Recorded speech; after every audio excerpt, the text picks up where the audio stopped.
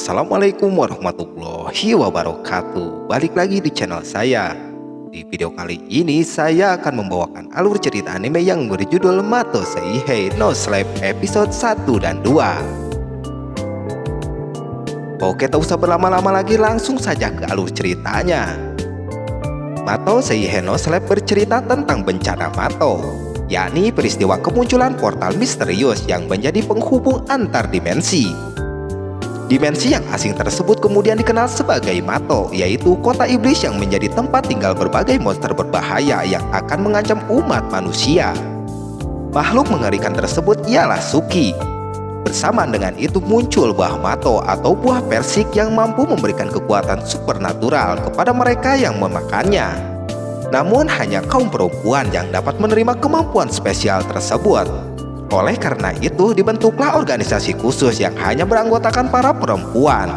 Mereka adalah Corps Anti-Iblis, pasukan yang berdiri di garda terdepan demi melindungi manusia dari ancaman Suki. Film diawali dengan seorang pria yang bernama Yuki. Ia ini orang sangat rajin banget dalam bersih-bersih di kelas. Sampai temannya pun sangat beruntung atas adanya si Yuki ini. Tidak cuma bersih-bersih, Yuki juga lincah dalam hal menjahit. Setelah pulangnya dari sekolah, Yuki mencari pekerjaan untuk dirinya. Nah, di sini ada catatan penting bahwa laporan korban bencana kota iblis di bulan ini. Yuki yang berjalan kembali di sinilah terlihat kabut pun semakin tebal sampai Yuki tidak bisa melihat apapun. Setelah itu Yuki kaget yang mana dirinya sekarang ada di dunia kota iblis. Yuki dengan HP-nya dia searching Google mengenai kota iblis itu. Inti dari Yuki ke kota iblis ini jadi dia tidak boleh kemana-mana. Yuki ini tinggal menunggu orang yang membantunya.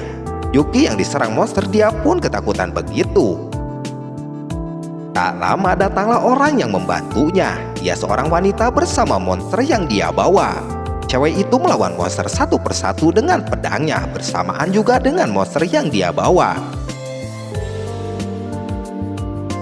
Jadi nama dari si cewek itu adalah bernama Ujin Kyoka, ketua skuad Corps pertahanan iblis.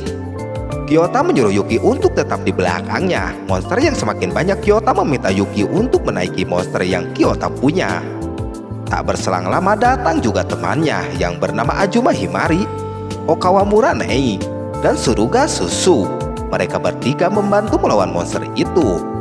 Setelah mengalahkan yang ada, ketiga cewek itu juga menyelamatkan satu orang bocil.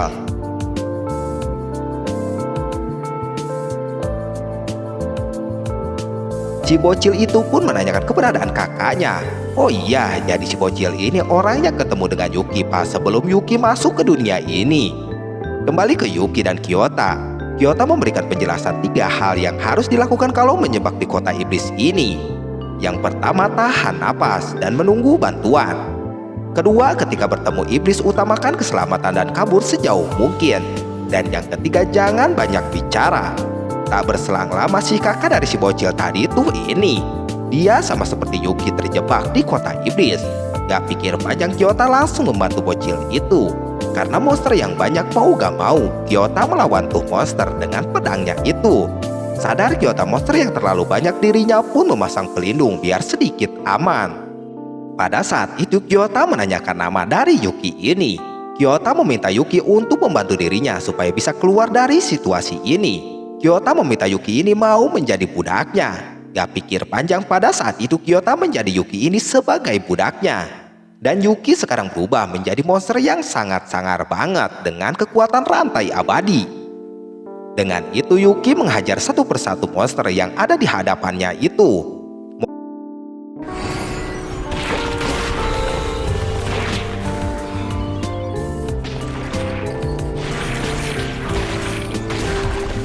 Monster yang sudah pada mati, di sini monster terlihat semakin membesar begitu. Dengan kerjasama antara Yuki dan Kyota, monster pun bisa dikalahkan dengan mudah. Yuki yang sekarang sudah berubah kembali, di sini Kyota tidak menyangka atas kekuatan yang dipunyai Yuki yang sangat bagus. Kyota membidu Yuki untuk tetap harus menjadi budaknya. Jadi setiap misi nantinya akan ada imbalan setelah selesai itu misi itu.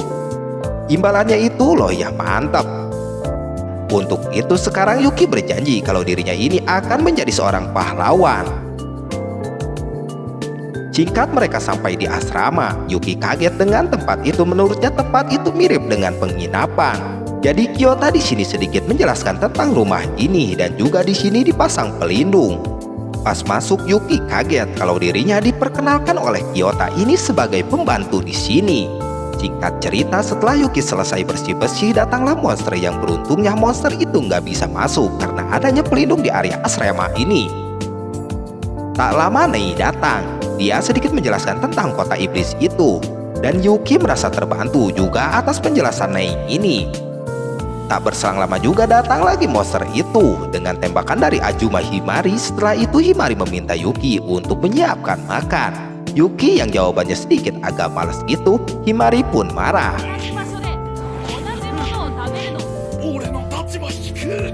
Singkat cerita, masakan Yuki pun sudah tersedia dan mereka semua makan bareng di sana. Susu terlihat sangat keenakan begitu atas masakan dari Yuki ini. Tidak cuma Susu yang menyukai makanannya, semua orang juga sangat menyukai masakan dari Yuki juga. Setelah itu Yuki di sini tidak sengaja melihat Himari yang mau mandi di kolam. Tidak disangka Susu ada dekat dengan Yuki dan dia memfoto Yuki seakan-akan itu akan menjadi bukti kalau Yuki ini sedang mengintip mereka mandi. Karena Yuki terancam oleh si Susu ini, maka dari itu Susu meminta Yuki untuk menjadi budaknya. Yuki semakin tertekan, maka dari itu dia harus menghapus foto yang ada di HP-nya Susu ini. Pada saat ada kesempatan Yuki pun bergegas, akan tetapi hal itu gagal. Setelah Yuki beres-beres di kamarnya Susu, Yuki melihat Kyoka sama Himari yang sedang berlatih. Dengan bersamaan juga datang iblis atau monster. Ketua Kyota dengan kemampuannya dia menghajar tuh monster dengan sekali geprek. Yuki yang melihat dia pun kagum atas apa yang dilakukan Kyota ini. Tak berselang lama Nei datang melapor kepada Yuki kalau Nei, Himari juga Kyota akan pergi rapat. Maka dari itu Yuki bersama Susu akan menjaga asrama berduaan. Susu yang mendapatkan kesempatan dia meminta dipijitin oleh si Yuki. Selesai pijit, Susu meminta ditemani untuk bermain game. Dan yang kalah nantinya harus membuka pakaiannya satu persatu. Yuki yang mendengar dia semangat. Apalah daya, mimpi Yuki yang mau menang, namun sayang dia kalah terus. Dan harus membuka semua pakaian yang dia pakai. Yuki yang gak mau di sini Susu berubah menjadi besar. Susu yang berubah menjadi besar, dia dengan mudahnya memaksa melihat kepunyaan si Yuki. Pas lihat Susu tertawa karena punyanya si Yuki kecil begitu. Tak berselang lama monster menyerang asrama. Mereka berdua pergi keluar dan benar saja monster besar menghantam penghalang itu. Susu yang mempunyai kemampuan untuk berubah, dia memutuskan untuk berubah dan dia melawan tuh monster. Awalnya Susu dengan mudah melawan tuh monster. Monster terlihat sangat terbuli begitu.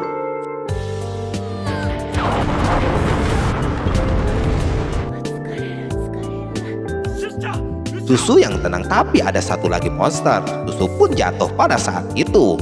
Terlihat juga monster itu semakin besar aja. Susu sekarang tertekan. Yuki yang sadar akan hal itu, dia bergegas untuk melakukan apa yang dia bisa lakukan. Jadi dia untuk berubah harus adanya Kyota. Karena nggak ada, dia mencoba untuk memakai barang-barang yang dipakai Kyota. Sekali dua kali Yuki gagal melakukannya. Setelah itu dia mencoba mengambil celana dari Kyota dan melakukannya. Kali ini Yuki berhasil berubah, walaupun berubahnya ini cuma setengah. Tapi dengan kekuatan yang dahsyat, Yuki bisa mengalahkan monster itu dengan mudah. Terlihat setelah pertarungan itu Yuki pun sakit pinggang. Dia dipijitin si Kyota. Yuki sekarang semakin tertekan oleh si Susu karena bukti foto yang semakin banyak. Yuki semakin pusing juga. Singkat cerita, sekarang terlihat 3 orang cewek yang lagi diserang monster. Pada saat itu mereka tertekan. Dari sekuat apakah mereka ini atau masih sekuat dari Kyota? Yang penasaran tunggu di video selanjutnya. Wassalamualaikum warahmatullahi wabarakatuh.